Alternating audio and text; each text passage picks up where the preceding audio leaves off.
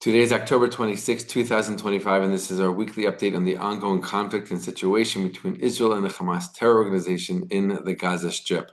Shalom, my friends. It's Akiva Gersh with Israel in 5, where we give you everything Israel in 5 minutes. Please like and subscribe. If you have any questions, want to keep the conversation going, please do so below in the comments.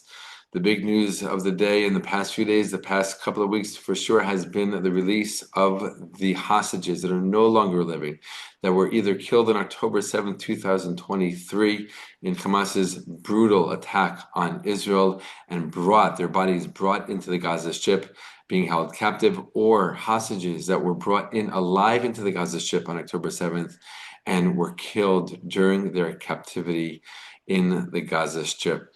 There's still many bodies that are yet to be returned to Israel, even though the original ceasefire deal called for an immediate return of all of the deceased murdered hostages.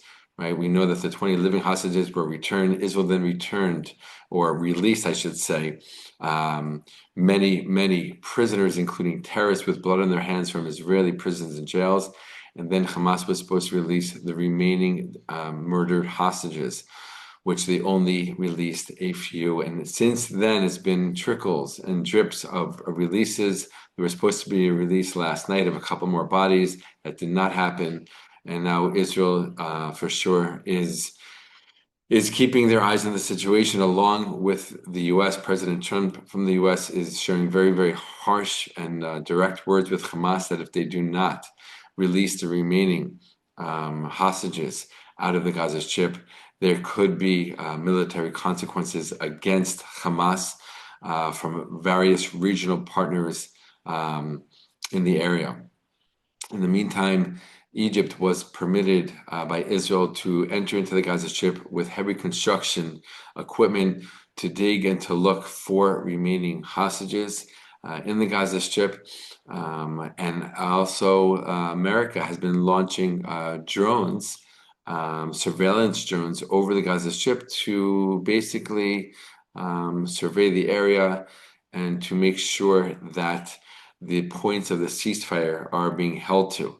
Right? We know that Israel retreated back to a line called the Yellow Line, and Israel is basically in 50% of the Gaza Strip. And in that vacuum that was created in the other 50% of the Gaza Strip in recent days, in the past week or so, we know that Hamas has been rising out of the tunnels, coming onto the streets, and carrying out terror attacks on Palestinians in the Gaza Strip, right, to assert their authority and their strength. That's a serious violation of the ceasefire, and Trump again has, has made remarks about that if they don't stop that, there could be serious, very, very intense, and even violent military consequences as a result. So the ceasefire is holding in a fragile kind of way. It's not perfect. It's not full. Again, America and Israel both keeping their eyes on the situation and day to day assessing what needs to be done and how they need to act and respond to any violations on the part of Hamas.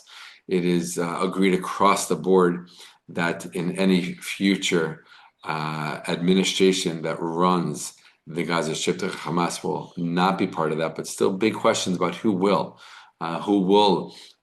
take part in that. Will that be an international force? Will the U.S. be involved? Will the UN be involved? Will the Palestinian Authority be involved? Israel has said very clearly through Netanyahu that the Palestinian Authority will have no part of the future ruling of Gaza Strip.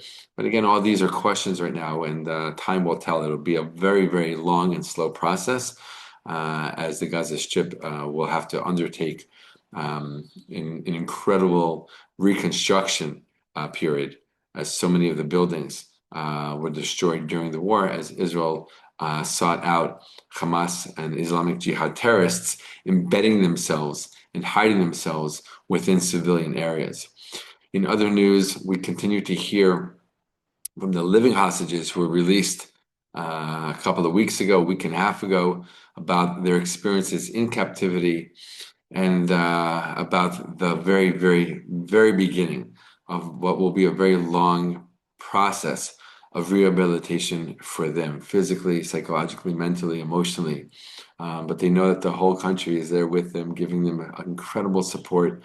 There's a beautiful video just the other day of Avi Natan Or, who came out of captivity after 2 years, being brought out of the hospital and being brought to his home in Shiloh. And the throngs of people that came to the streets. They set up a little stage and he spoke to these people, giving them so much love and sharing so much gratitude to them and to the IDF soldiers for doing all they did to ensure his release and the release of all the other hostages. So it was still a very, very powerful time here in Israel, very, very emotional, with the hostages, with them coming home, with them beginning the rehabilitation, those hostages who were released previously in the war, continuing to speak, to share their experiences, and to really motivate this country. It's really, really, again, a powerful and emotional time. All the best, my friends. Wishing you a great week, and be well.